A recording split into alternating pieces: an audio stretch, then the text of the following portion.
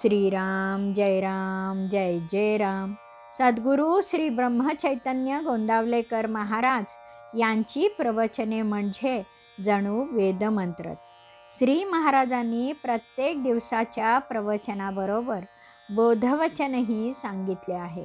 या बोधवचनांचा विस्तार एक तत्वनाम या पुस्तकात लीलया स्पष्ट केला आहे. लेखक आहेत रामभक्त श्री रंभ कुलकर्णी. या श्री रामनाम मंत्रित पुस्तकातील आजच्या बोधवचनाचे अभिवाचन मी डॉक्टर सौशिल्पा कुलकर्णी तुम्हा सर्व भक्तांना सादर नमस्कार करून करीत आहे. आज दिनांक 25 फेब्रुवारी. आजचे बोधवचन.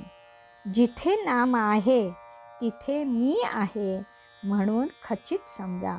श्रीराम. श्री महाराजांच्या नामसंपन्न चरित्रावर धावता दृष्टिक्षेप टाकला तरी वरील बोधवचनातील प्रत्येक शब्द सत्य आहे हे सर्व मान्य होईल. जीवनातील उभा क्षण त्यांनी रामचरणी वाहिला.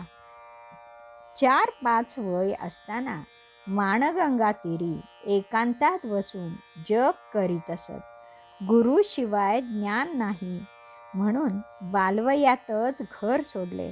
पित्याने परत घरी आणले. पुन्हा घर सोडले. बालवय. काही माहीत नाही.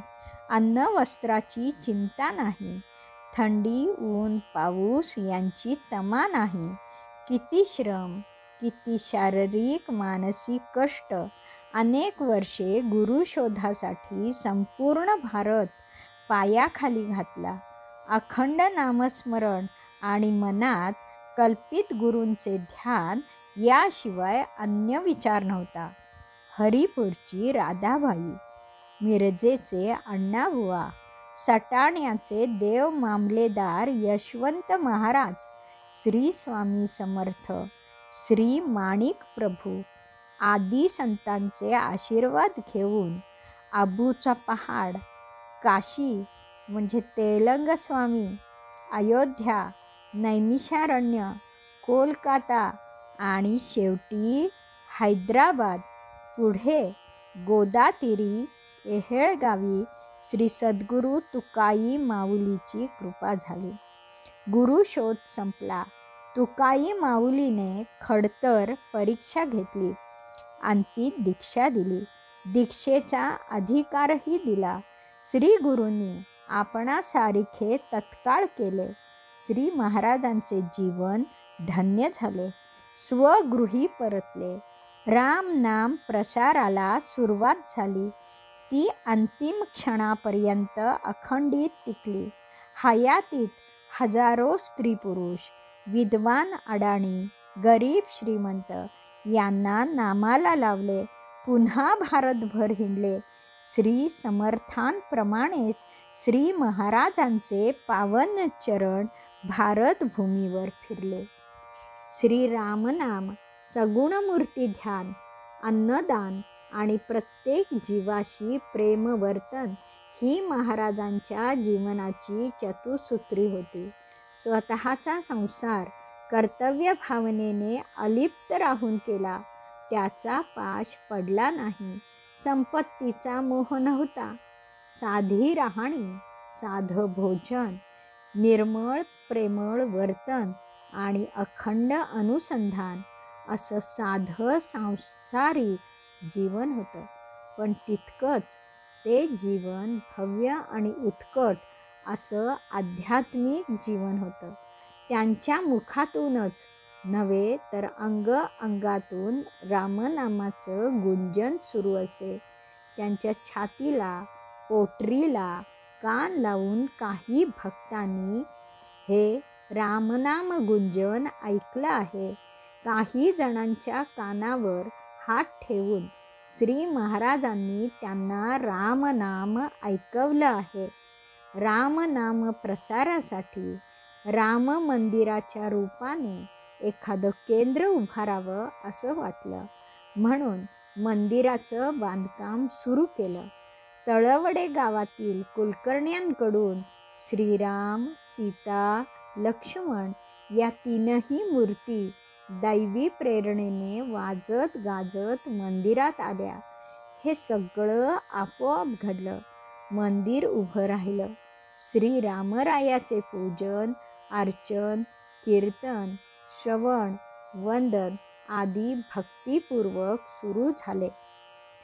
निर्गुण निराकार ईश्वरच त्या मूर्तीत सगुण साकार झाला.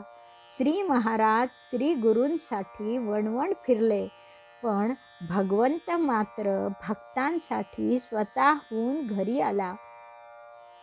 माझ्यासाठी पुन्हा वणवण नको असं भगवंताला वाटलं असेल, किंवा जिथे भक्त तिथे भगवंत हे अतूट नाते आहेच. मद्भक्ताः यत्र गायन्ति तत्र तिष्ठामि नारद असं भगवत वचन आहेच. मोठ्या प्रेमाने श्रीराम श्री महाराजांच्या घरी आले आणि रमले. म्हणूनच रामाला सोडून नैमिषारण्यात श्री महाराज निघाले तेव्हा श्रीरामाला आसू आवरेनासे झाले. प्लेग झाला तेव्हाही असेच झाले. महाराजांनी आजन्म नाम पाहिले, ऐकले, घेतले, कल्पिले, चिंतिले आणि नामापरते दुसरे सत्य न मानले. श्री महाराज नामाची मूर्ती अंतर्बाह्य होते. त्यांचं तन, मन, प्राण म्हणजे नामच होते. देहपातानंतर देहाची रक्षा गंगार्पण झाली, पण प्राण वायुरूप झाला. वायुसंगतीने प्राण सर्वव्यापी झाला. वायुपुत्र हनुमान रामकीर्तनात उपस्थित असतो, तसा महाराजांचा सर्वव्यापी प्राणवायूही जिथे नाम आहे तिथे खचित आहेच. महाराज आपल्या निर्वाण समयीच्या अभंगात म्हणतात, भजनाचा शेवट झाला एक वेळ राम बोला, आजी पुण्य पर्व काळ पुन्हा नाही ऐसी वेळ. राम नाम वाचे बोला, आत्मसुखा माझी डोला, दीनदास सांगे निका, राम नाम स्वामी शिका. अंतिम क्षणापर्यंत त्यांनी राम नाम थोरवी गायली. अगदी शेवटी वामनरावांना म्हणाले, जेथे नाम तेथे माझे प्राण ही सांभाळावी खूण. आणि महाराजांनी नयन झाकले. श्रीराम समर्थ. जानकी जीवन स्मरण. जय जय राम.